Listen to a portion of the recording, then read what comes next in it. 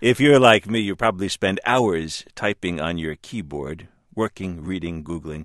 So take note. NPR's Martin Costi reports that a tiny company is making what some fans call the one true keyboard.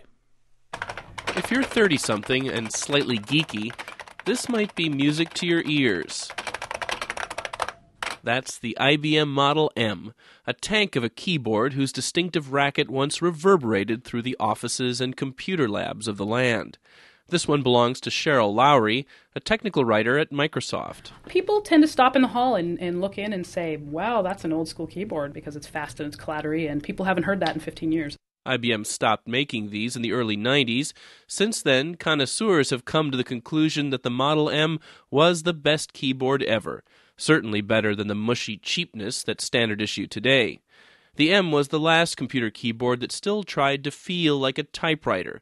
In this case, the old IBM Selectric. I think this is it. Model M is the end of the line. The end of the line? Not quite yet. They're still cranking out new Model M's here in Lexington, Kentucky.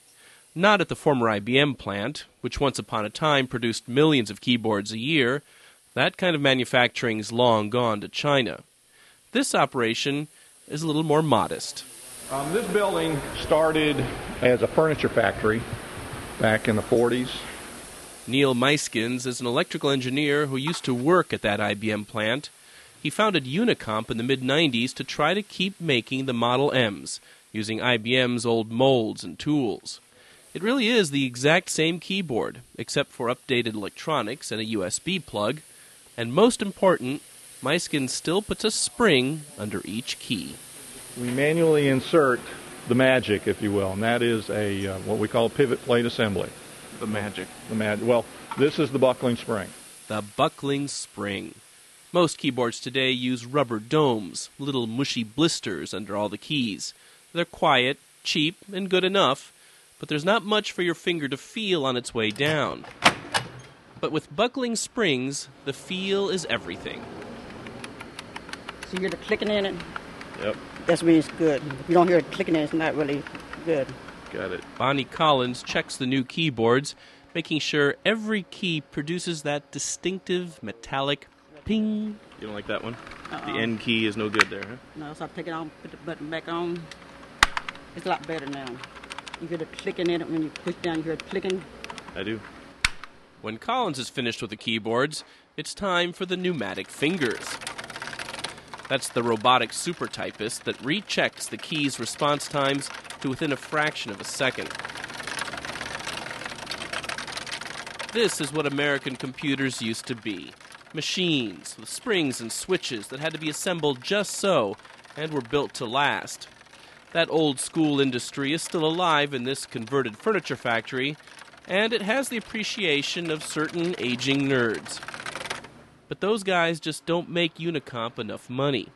The trouble with Model M's is they rarely break down, and Neil Meiskens says he's having a hard time getting the attention of potential new buyers.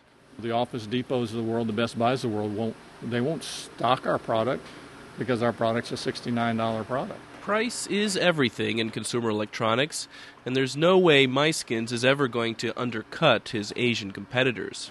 We put $2 worth of medical insurance in every keyboard we sell. Now, I can tell you, I can buy keyboards from the Far East vendors today for $3. So, like other American manufacturers, Unicomp has retreated to niche markets. It makes customized keyboards for banks, hospitals, even tire shops. But in the last few months, those big customers have stopped buying. It's bad. We sell into banks. We sell into large retail. Just the industries that are taking the biggest hit in this recession. Since the start of the year, Meiskens has laid off a third of his workforce, and things look grim. Still, he's got the pocket protector optimism of an old-school IBMer. He says he wants to engineer his way out of this by selling more customized keyboards to individuals, say the gamers who want their flamethrower keys positioned just so. And Meiskens is even reconsidering some old designs for what he calls silent buckling springs. Though really, it's hard to see the point of that. I mean, listen, isn't that what a keyboard is supposed to sound like? I'm Martin Costi, NPR News. And you can peer inside those keyboards and learn what makes them click at npr.org.